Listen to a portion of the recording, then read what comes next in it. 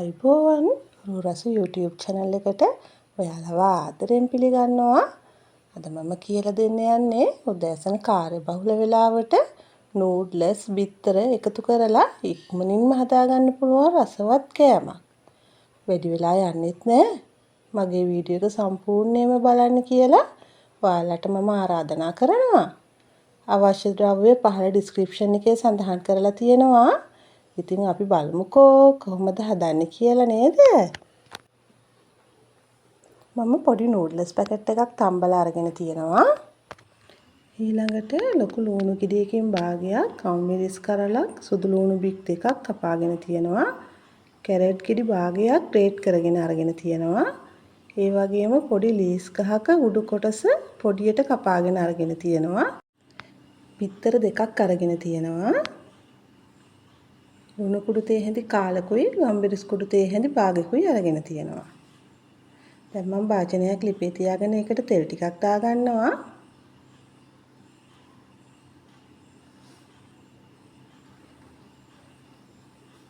ඊළඟට සුදු ලුණු ටික දාගන්නවා. දැන් මේක චුට්ටක් කලවම් කරගන්නවා. දැන් ලුණු ටික. දැන් අම්බිරිස් ටිකක් දාගමු.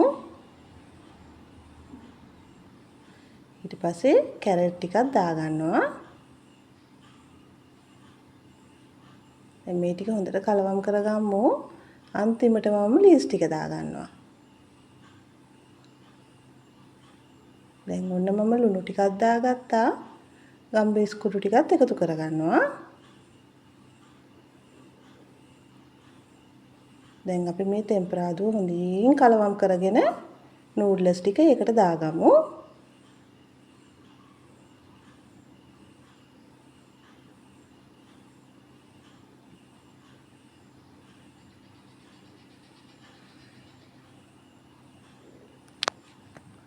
ලුණු ගම්මිරිස් දානකොට ඔයාලගේ රස අනුව දාගන්න.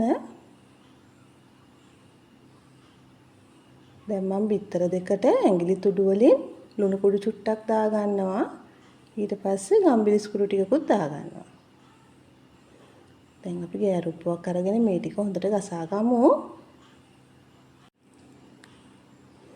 දැන් මම පෑන් එකක් ලිපේ තියාගෙන ඒකට තෙල් ටිකක් දාගන්නවා.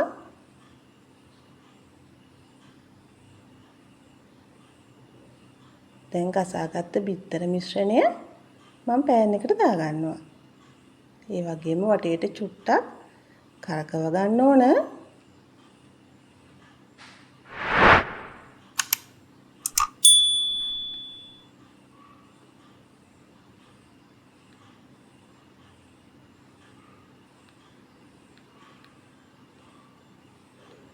දැන් අපි පියනකින් පොඩ්ඩක් වහගන්න ඕන. එතකොට බිත්තර ටික හොඳට උඩ තැම්බෙනවා.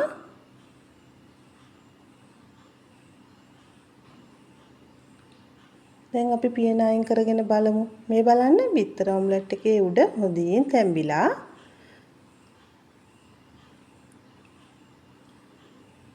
දැන් අපිට නූඩ්ලස් ටික එකතු කරගන්න පුළුවන්. ඉතින් ඔයාලට මගේ වීඩියෝ එක හොඳ නම් ලයික් එකක් කමෙන්ට් එකක් දාන්න. ඒ වගේම මාව සබ්ස්ක්‍රයිබ් කරන්නත් අමතක කරන්න එපා.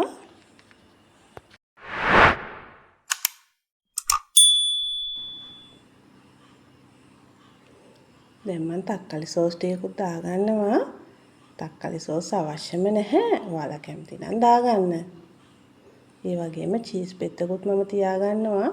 ඒකත් අත්‍යවශ්‍ය නැහැ. දැම්මොත් නම් රස වැඩි වෙනවා. දැන් අපි මේක නවා ගමු.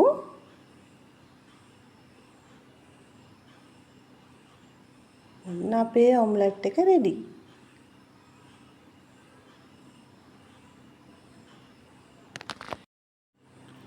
මේ තියෙන්නේ බිත්තර නූඩ්ලස් එකතු කරලා උදෑසන ආහාර වේලට මම හදාගත්තු නූඩ්ලස් ඔම්ලට් එක.